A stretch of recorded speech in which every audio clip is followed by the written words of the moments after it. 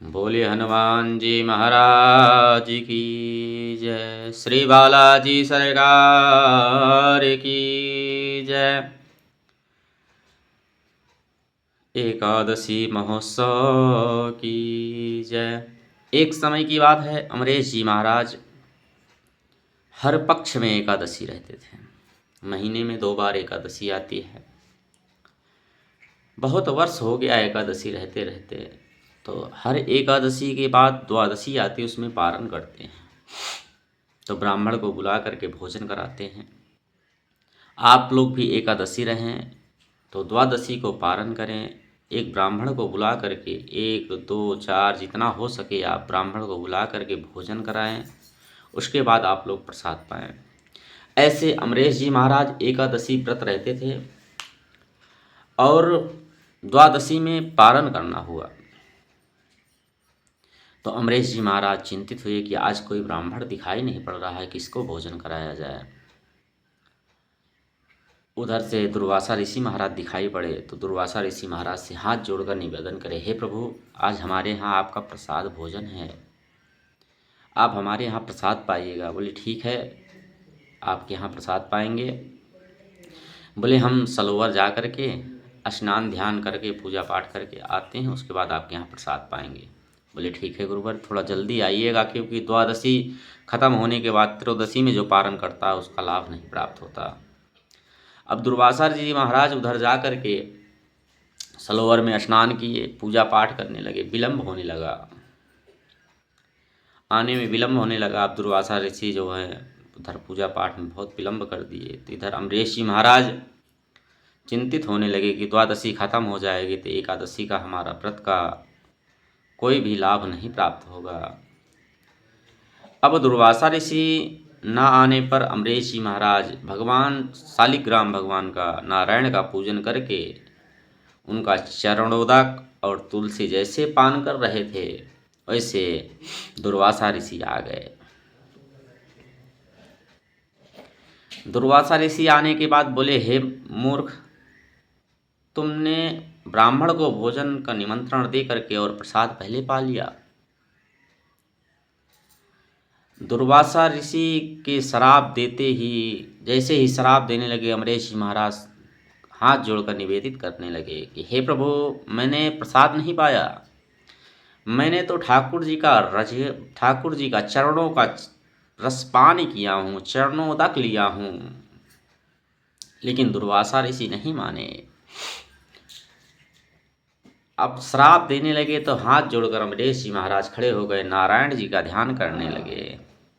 वंशे विभूषितकरा नवनीरदाभात् पीताम्बरादरुणबिम्बफलाधरोष्ठात् पूर्णेन्द्रसुन्दरमुखादरवेन्द्रनेत्रात् कृष्णात् परं किमपि तत्त्वमहं न जाने। हे नारायण, अगर हमसे कोई गलती हुई हो तो हमें क्षमा करें। दुर्वासा ऋषि महाराज हमारे ऊपर शराप दे रहे हैं, आप इसका दंड अपने आप दीजिएगा। भगवान कहते हैं, भक्त के भगभाव क्या भूखा हूँ, भाव ही के ही सार है, अब भाव से भज लो मुझे, भव से बेड़ा पार है। भगवान जो हैं भक्त के मान पर चलते हैं, भक्त के कहने पर चलते हैं, भक्त की लाज बचाने के लिए रहते हैं। अब इधर भगवान विष्णु का सुदर्शन चक्र दुर्वासा जी के पीछे लग गया। अब दुर्वासा ऋषि भागने लगे, भागते भागते भागते भागते भगवान इंद्र के पास पहुँचते हैं। इंद्र हाथ जोड़कर खड़े हो जाते हैं, हे प्रभु, हमारे वश के नहीं है, आप भगवान ब्रह्मा जी के पास जाएं। वहाँ से दुर्वासा ऋषि ब्रह्मलोक पहुँचते हैं, ब्रह्मा जी के पास पहुँचे। ब्रह्म जी खड़े होकर बोले, अरे ये तो नारायण का वज्र है भाई, हमारे बस का नहीं है, आप भगवान शंकर के पास जाएं। अब कैलाशपुरी पहुँचते हैं दुर्वासा ऋषि। जब कैलाशपुरी पहुँचे तो कैलाश भगवान शंकर खड़े होकर बोले, आपने भक्त का लाज नहीं रखा, आपने भक्त को श्राप दिए, भगवान नारायण के भक्त को। आप उन्हीं के पास जाइए जिसका ये सुदर्शन चक्र है।